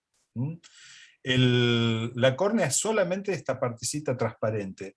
Después ya empieza la esclerótica, ¿no? Que es esa zona blanca, que en realidad es como una cortina blackout, porque precisamos que el ojo sea una cámara oscura. Para poder recibir la imagen nítida atrás, tiene que ser como un cine, una sala de proyección, entonces tiene que estar oscura. Y eso es la esclerótica, que es lo blanco del ojo, y que ahí sí tenemos experiencia de ver todos los vasitos que lo nutren, ¿no? Cuando tenemos el ojo enramado, donde todos los vasitos esos se ponen de muy, muy manifiestos, y vemos el ojo todo rojo, ¿no? Pero en la córnea no. La córnea, ya dijimos, va a recibir su alimento a través del líquido que está por detrás, y algunos vasitos que se van diseminando justo cuando llega a esa etapa transparente. Bien, el humor acuoso, fíjense que es diferente del humor vítreo, que es lo que está adentro del ojo, que lo mantiene inflado. Son diferentes densidades, pero siempre tratando de ser sustancias que absorban la menor cantidad de luz posible para no restarle luminosidad al rayo que entra. Después inmediatamente viene la persiana, la apertura de más luz, levanto la persiana o cierro la persiana cierro cuando hay mucha luz o abro cuando hay poca luz. Eso se llama el iris, que es el músculo, que es circular y funciona como un esfínter, ¿no? O sea, se agranda o se achica de acuerdo a esta cantidad de luz, es automático, y no solamente responde a la luz, sino que también responde al estado interior de cada uno. Si hay mucha excitación o si hay mucha relajación, tiende a también relajarse ese músculo y permite una mayor apertura. También tiene que ver con la situación emocional, ¿no? Si estoy tranquilo o en una situación agradable, también tiende a relajarse, mientras que si estoy tenso o con un disgusto, con ira, tiende a concentrarse. ¿Eso qué hace? Que todo en mi campo visual como que se achique y se concentre mucho más en un foco, ¿no? Cuando estoy enojado generalmente pasa eso, me concentro en un sector de la realidad y lo quiero destruir con el iris que se cierra. El agujerito que produce el iris se llama pupila. Nosotros generalmente estamos acostumbrados a decirle la pupila a todo lo que es el iris. Lo que es de color es el iris, es el músculo. Ahora vamos a ver unas fotos. Detrás del iris, y también siempre rodeados por líquidos, ¿no? Que permiten que esto sea móvil, que realmente patinen las superficies una contra otra, les permiten una agilidad muy, muy grande. Y el cristalino es, como su nombre lo indica, el cristal, la lente óptica, que permite enfocar los rayos de luz en la parte posterior del ojo. Es una lente biconvexa, o sea que es así, como una lenteja, de ahí viene el nombre, lente, ¿no? De que se parece a una lenteja, de ahí viene lente. Y también está conectada por una serie de músculos, así radiales. Ah, miren, ahí está la lente. Encontré una lente. Buenísimo. Así es el cristalino, nada más que es flexible, es como una goma. Entonces, ahora vamos a ver cómo están conformadas esas células que pueden mover, son como capitas de una cebolla. Lo que le permite es, cuando los músculos lo tensan, permiten que se engorde y entonces yo hago foco en las cosas que están más cerca. Cuando los músculos se relajan, mi visión se pone en modo amplio y puedo ver a lo lejos, ¿no? Cuanto más finito, más lejos puedo enfocar, cuanto más gordo, más cerca. Y eso también es lo que produce el cansancio visual, ¿no? Cuando estoy viendo mucho tiempo una cosa cerca, de golpe siento como una molestia en los ojos, y es porque el ojo está forzándose a ensanchar esa lente, ¿no? y a tratar de hacer foco en una zona reducida. Una vez que pasamos la lente, llegamos al humor vítreo, que es esta especie de gelatina, o gelatina muy livianita, que mantiene el ojo inflado y va a sostener la distancia que hay entre el cristalino, la parte de frente y la parte de atrás. Según cómo sea la densidad y cómo esté la parte exterior del ojo, el ojo va a sufrir distintas deformaciones que después van a influir mucho en todas las enfermedades que conocemos, como astigmatismo, miopismo y todo eso, ¿no? Pero acá estamos hablando del ojo ideal, con una presión constante que es diferente de la presión arterial, ¿no? Es la presión que se mantiene en el ojo y que es controlada por unos agujeritos que hay acá muy cerca del cristalino, y regula la cantidad de presión del líquido que está dentro del humor vítreo. Vamos a la parte más importante en cuanto a la sensibilidad, que es justamente la placa sensible, que llamamos retina, que es con lo que está cubierto toda la zona de atrás del ojo, y que tiene varias zonas. Fíjense que está la retina, que acá se ve como amarillo, y después viene toda la zona que nutre a la retina, los vasos sanguíneos, que es el coroides. Es una red de venitas y de arterias. Y después viene el blackout, que acá se ve, la esclerótica, que son varias capas también, para que eso sea, que no pase la luz. Dentro de la retina, justo en el centro, así en la forma perpendicular, hay un pequeño huequito que se llama fóvea, que es redondito, muy pequeño, donde se concentran unas células especiales que vamos a ver, se llaman conos, que son muy sensibles a los colores y muy sensibles a los detalles. Y hay mucha cantidad, hay 7 millones de conos, pero todos concentrados en una zona muy pequeña. A medida que nos alejamos de esa zona, se van mezclando con otras células que se llaman bastones, y tenemos como un círculo un poquito más grande que se llama la zona macular. Después ya viene la retina en sí, que solamente está formada por bastones, y los bastones se especializan en la percepción de la cantidad de luz. Básicamente actúan con muy poca luz, son capaces de percibir estas variaciones con mínima luz, pero no son capaces de percibir los colores. Para percibir los colores tienen que intervenir los conos, que necesitan más cantidad de luz. Bien.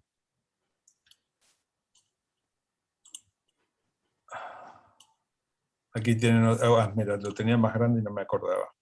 Acá no nombré el canal yayoideo, que es este tubito que se ve acá, que en realidad solamente sirve para la formación del ojo. Esto está activo y así tenso cuando en el bebé, cuando está en el feto, en realidad, cuando se está formando el ojo. Es como el cordón umbilical del ojo, por donde pasa toda la información y toda la nutrición para que las células armen el ojo. Una vez que el ojo está armado, ese canal queda anulado, y muchas veces cuando vemos pasar cositas, que cerramos los ojos o que vemos algo que nos molesta, son los restos de este canal que quedan como flotando, y es un poquito más denso que el humor vítreo, y es lo que nos molesta a veces, pero que nos tocamos un poquito así e inmediatamente se corre, ¿no? Se acomoda. Y ahí se ve también Acá tenemos, sí, perdón. el punto ciego y la zona del nervio óptico, que es lo que Sí. dice Gastón, ¿no? Un punto donde está interrumpida toda esa zona de células fotosensibles de la retina, porque es donde llega el canal de células nerviosas para transmitir después con este cable o esta manguera de cables al cerebro. No dejen de ver, ahí les puse un videíto en el PDF, donde todo esto está explicado con imágenes mucho más expresivas, que no lo puedo pasar porque se ve todo entrecortado, pero está toda esta información y está más accesible, ¿no? Uno la entiende mejor, porque todo esto está con gráficos móviles y está muy, muy bien. una película inglesa. Bien, acá tenemos una foto de las células de la córnea, que fíjense que son como piedras, ¿no? Como lajas, que justamente son lo que protegen. Por supuesto están coloreadas acá para poder verlas, porque son transparentes, pero esto nos permite tener una idea que son una protección, ¿no? Del ojo. Fíjense acá, puse este esquema porque acá se ven las líneas de cómo está formado el cristalino, la lente. Ven que son todas como capitas, y eso es lo que permite las operaciones láser en este momento, donde vieron que el cristalino con la edad se va endureciendo. Aparte se va poniendo amarillento, que eso es lo que se llama catarata, ¿no? Cuando se opaca el cristalino y ya no permite el paso de la luz. Pero además están las operaciones para miopía o por astigmatismo. La miopía es que él está muy gordito, entonces, ¿qué hacen con el láser? Lo tallan, le van sacando capitas hasta que dejan la lente más fina. Y el astigmatismo, que se ve deforme, o sea, las figuras no tienen buena continuidad, ¿por qué? Porque el cristalino es más gordo de un lado o tiene alguna protuberancia, entonces deforma la imagen. Entonces con el láser, ¿qué hacen? Lo vuelven bien parejito, como si fuera una lente. Y cuando ya no tiene solución... Le pueden sacar capitas. Claro, le sacan capitas y como que lo pulen, digamos, de alguna manera. Y ya cuando no tiene arreglo el cristalino, directamente se saca, y se puede poner una lente sintética, o se puede dejar sin cristalino, entonces la luz pasa directamente, lo cual no permite enfocar y hay que poner anteojos, ¿no? Por supuesto. Pero si ponen una lente sintética, lo que no tiene es movilidad. Se pone una lente que contiene varias, las de última generación, las que contienen varias gradaciones, y entonces el cerebro selecciona, una vez que recibe la imagen, le dan más trabajo al cerebro, digamos, pero la lente es fija, no se mueve. Y aquí vemos como si fuera una fotografía del tejido, ¿no? Acá vemos las capitas del cristalino. Este es el iris, que es lo que realmente siempre llamamos del color del ojo, ¿no? Y lo que está en el centro, eso es la pupila. La pupila grande, que ya dijimos cómo funciona. Es automática. Fíjense que son fibras musculares. Muchas veces hay enfermedades o con operaciones de ojo que se lastima esta membrana, y esa no se puede volver a restablecer, no se puede coser, pues demasiado delicada, y son todas fibras musculares, ven que es como un tambor que permite agrandarse o achicarse. Y cuando se rompe esto, queda entonces abierto, y lo que tienen que usar estas personas son lentes negros porque les entra mucha cantidad de luz. Pueden enfocar, pero precisan reducir de alguna manera la cantidad de luz que entra en el ojo. Nos da un poco también la profundidad de visión, la profundidad de campo. La profundidad de campo, que sería como, igual que si vemos a través de un agujerito, los rayos que entran por ese agujerito... Igual que una cámara fotográfica sería. Se vuelve muy nítida la imagen en ese sector. Entonces, si es más grande, capto mayor cantidad de imagen, pero se pierde el nivel de enfoque, ¿no? El nivel de nitidez. Y eso es para lo que sirve también. Bueno, acá vemos células coloreadas del iris, que son células musculares. Y vamos a mayor detalle de la retina. La retina tiene en principio dos tipos de células, y fíjense qué raro, ¿no? Porque acá están las células que decimos, que son bastones y conos. Y los conos, dentro de los conos tenemos tres tipos de conos: los que reciben rayos más rojizos, los que reciben más verdosos, y los que reciben más azulados. Ahora, delante de estas células, que son las fotosensibles, son las que van a reaccionar con la luz, así como están las células de la hoja que hacen la fotosíntesis. Estas transforman el cuanto lumínico, el fotón lumínico, lo transforman a través de un proceso químico, porque se activa, hay una bolsita que contiene una célula que es la rodopsina, ¿no? Y entonces cuando llega el fotón, lo que es, se activa y esa bolsita se rompe y libera el pigmento. Esa ruptura es lo que se transforma en un impulso eléctrico, y ese impulso eléctrico es el que se transmite a la neurona. La neurona ahí va a hacer sinapsis y va a llevar la información hasta la zona que decíamos antes. Delante de todas estas células, fíjense que hay toda una red, que vos decís, uy, la luz tiene que atravesar todo esto, así es como un colador, que permite la interconexión entre estas células. La interconexión y la relación de datos. Y toda esa red es la que nos va a permitir captar los movimientos, saber cuando un mismo estímulo se presenta en un lado y en otro, los va a relacionar. Y también va a mandar información al cerebro. Pero ahora nos vamos a concentrar en las células que detectan los colores, que son los conos, y los bastones, que detectan la cantidad de luz.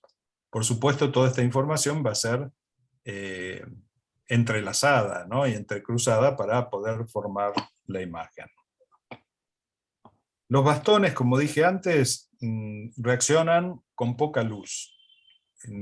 Son más sensibles en cuanto a la cantidad de luz. Si yo entro a una habitación oscura y abro la puerta y dejo pasar un poquito de luz, ¿qué pasa? Me doy cuenta que hay cosas, empiezo a percibir que hay bultos, empiezo a percibir que hay formas, pero no puedo determinar de qué color son. Para poder ver de qué color son, tengo que abrir más la puerta o encender la luz. Cuando hay más cantidad de radiación lumínica, entonces los conos se pueden activar. Y cuando se activan los conos, soy capaz de distinguir los colores. Aquí vemos una fotografía. Se llaman bastones y se llaman conos por su forma. Son el mismo tipo de células en cuanto a que contienen este pigmento y funcionan de esta misma manera, aunque el proceso es mucho más complejo. Yo lo sintetizo en un solo proceso, que es la ruptura de la rodopsina, y la célula va a necesitar un tiempo para recomponerse. Lo fantástico es que una vez que se rompió, después va a volver a funcionar, se vuelve a recomponer, como para recibir el estímulo siguiente. Todo esto lleva un tiempo. Ustedes vieron que los ojos tardan en acostumbrarse a un determinado nivel de luz. Hay todo un proceso también que es fisiológico, donde si es de día tenemos una predisposición del ojo a ver con cierta claridad, y si es de noche se varía esta manera en que van a actuar los conos o los bastones. Entonces hay una visión fotópica, que es la de día, y una visión escotópica,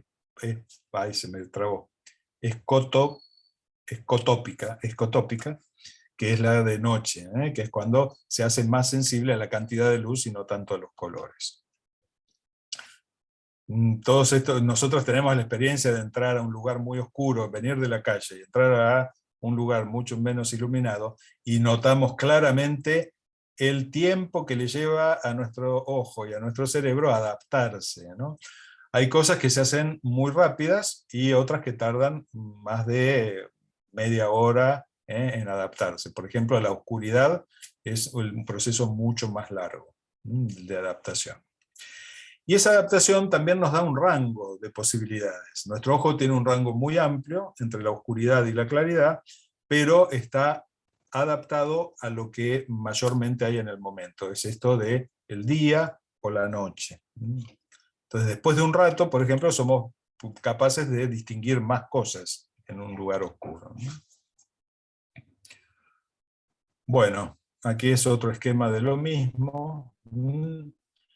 La coroides, que es por detrás de estas células, de los conos y los bastones, está esta capa, que es una red de vasos sanguíneos y de arterias, que son los que nutren a estas células, porque estas también tienen que vivir, además de producir el efecto que producen. Y llegamos al nervio óptico. Bueno, todos estos esquemas son iguales. Tenemos 7 millones de conos en lo que es la fóvea, que después se van mezclando un poquito con los bastones, y tenemos como 11 millones de bastones. Bueno, creo que, ¿cómo estamos? Porque que es la hora. Yo noto que me estoy trabando al hablar y digo, porque he hablado mucho. Vamos a seguir la clase que viene, si les parece, y vamos a resumir un poquito esto como para después continuar con los demás temas. ¿Sí? ¿Alguna pregunta?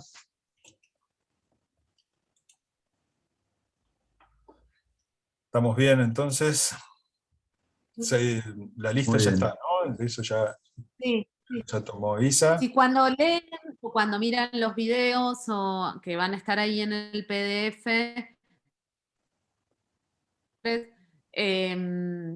estén atentos, y si les aparece alguna pregunta, anótenla, así la clase que viene al inicio o la otra las vamos despejando, ¿sí? A veces uno lee, tiene dudas, pero después, si no las anotan o demás, se olvidan de consultarlas, ¿sí? O dudas más específicas o más amplias, vayan anotándose en algún lado, así las podemos despejar en la clase. Y miren el material que está subido.